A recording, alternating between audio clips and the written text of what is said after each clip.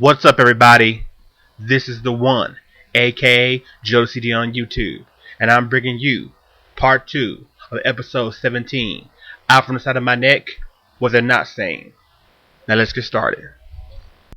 Next, let's talk about software sales. Once again, this is something that's been tagged as Nintendo's fault.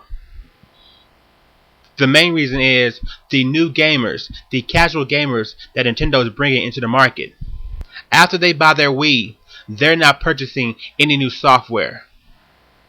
There could be some truth to that, but look at it this way. The new gamers who bought their Wii for the first time, before then, they weren't gaming at all, so we weren't getting their money anyway. So every time they buy a new system, and what games they buy should be seen as a positive, never a negative. And since the Wii has been crowned the console for casual gamers by the gaming journalists and the media, we can assume that the majority of Nintendo software sales are from these casual gamers. So let's use last month's top 20 games sold from the NPD list. After looking at the list closely, you can see out of the 20 games sold last month, 7 will be classified as casual games. 5 spots went to newly released mega hits for the month of November, and 2 spots went to handhelds. That left 6 spots for older hits or low profile new releases. The total sales of the 7 casual games combined was over 4 million copies sold, with New Super Mario Bros. Wii being the only newly released title. These casual games sell for at least $50 a pop. So the casual market has brought in about or over $200 million to the gaming industry last month. As you can see, casual gamers are spending money on new games. But just like the more experienced core gamers, they are selective. The problem is that the core market is not doing their part when it comes to game software sales, at least on one platform. Game sales across the board on the PlayStation 3 have been greatly below average and nowhere near other high-profile games that are in the same genre. Yet, no one in the media wants to report on it.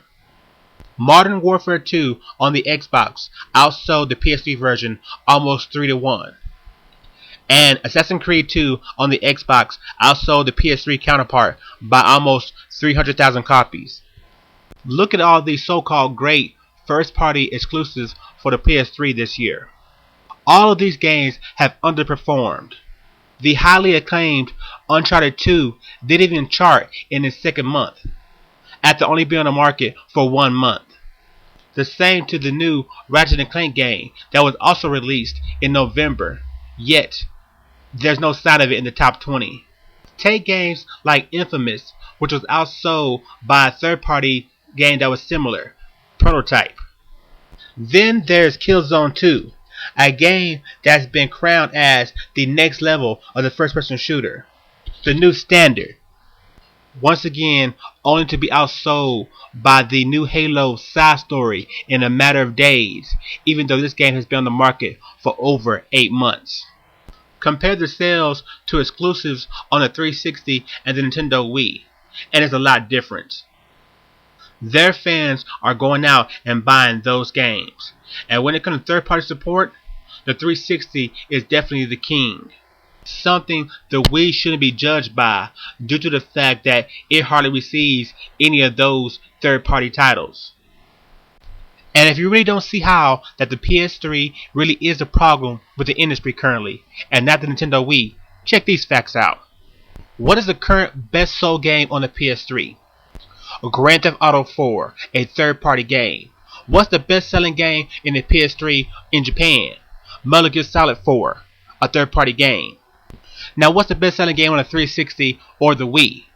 Well, on the 360, it's Halo 3. And on the Wii, it's Nintendo-made games. First-party software moves systems. They sell systems, not third-party software. Especially now in this era where third-party games are not exclusive anymore. They're all multi-platform. They can be on any system at any time.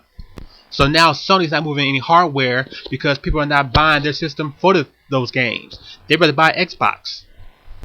Last week in Japan, Final Fantasy 13 came out for the PS3, and in one day, it is now the best-selling PS3 game of all time, surpassing Metal Gear Solid 4 lifetime sale total by at least 800,000 copies in just one day. Yet, the Wii is a problem with the industry because it's not selling enough games, enough systems. Third-party games sell best on 360. First-party games sell best on the Wii and the 360. The PS3 is not selling anything, and because the PS3 first-party games are not selling, they're not selling hardware. And don't go crying at me about the PS3 having the smallest install base. In 4 years, the PS3 has outsold the GameCube in its 5-year span. First-party games sold upwards to 3 to 5 millions, depending on the game. And the best-selling third-party game, Resident Evil 4, sold 5 million copies on a system that only had a 21 million install base. The price between all three systems is not a factor anymore. The install base between all three systems is not a factor anymore. The 360 outsold the PS3 in November. Even with the PS3's new price cut and supposedly better value compared to the 360. Even with its great list of exclusive first-party games and its free online network, consumers decided they would rather buy an Xbox that's more likely to red ring on them within 3 months and then pay for Xbox Live to play their new Call of Duty Modern Warfare 2 than buy a PS3 that's more reliable, comes with a Blu-ray, and has free online. Consumers have decided they would rather buy either Wii Fit or Mario Kart Wii than all the current exclusive PS3 games combined. So you tell me, who's really hurting sales in the gaming industry? Is it Nintendo and their Wii, or is it Sony? This is the one. Peace.